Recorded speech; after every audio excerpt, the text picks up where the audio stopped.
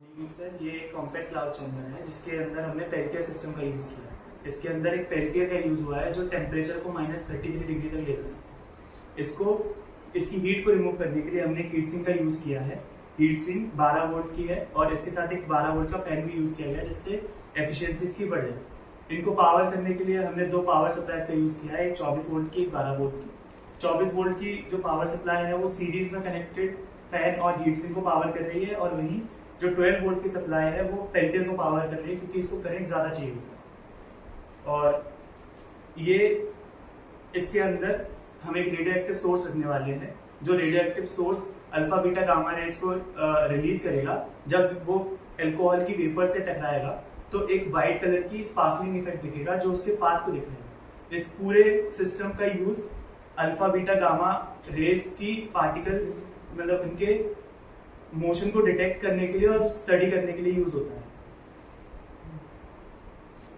And initially आपने जो suggest किया था कि हम ऐसे एक वायर यूज कर सकते हैं जिससे कि ज्यादा करंट हम पेल्टियर के टुवर्ड्स ड्रॉ कर पाए, बट हमारा कंक्लूजन ये निकला कि इवन दो हमने पेल्टियर और इस वाले पार्ट को पैरेलल में कनेक्ट किया था इनिशियली, जिससे इवन दो करंट ज्यादा ड्रॉ हुआ, बट बाद में जाके ये वायर हीट होने लगा जिसकी वजह से इसका रेजिस्टेंस बढ़ रहा है एंड करंट ड्रॉप होना चालू हो गया। दैट्स व्हाई हमारा कंक्लूजन ये था कि हम इसकी मदद नहीं ले पा रहे ज्यादा करंट ड्रॉ करने के लिए।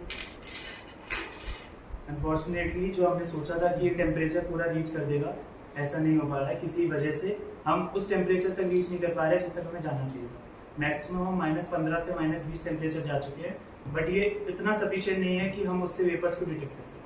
और हीट के लिए हमने इंसुलेशन भी यूज किया पर उससे इतना ज़्यादा बेनिफिट नहीं हुआ, उल्टा उस पर वेपर्स इकट्ठा होने लगी नीचे प्लेट पर, जिसकी वजह से और टेम्परेचर ड्रॉप जो हो रहा था -10 -15 वो भी फिर -5 -8 के अक्रॉस स्टेबलाइज होने लगा फिर वो चैम्बर। और जो वेपर्स उसमें कलेक्ट हो रही थी नीचे, हमने उसके लिए ट्राई किया था कि प्लेट को हमने और छोटा मतलब पेल्टियर के साइज के बराबर ट्राई किया था, लेकिन उससे भी नहीं गया, वो 0 तक ही या 5 तक गया था, -5।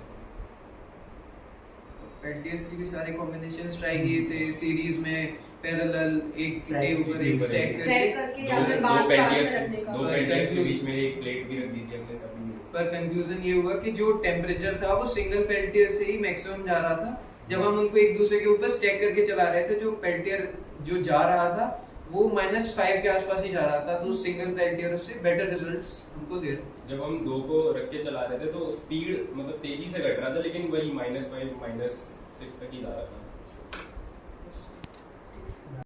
कहते हैं ना nichrome wire to increase more current to the Peltier, but as it get heated the current rapidly drops. और conclusion is that we can't use the nichrome wire in this to drawing more current in the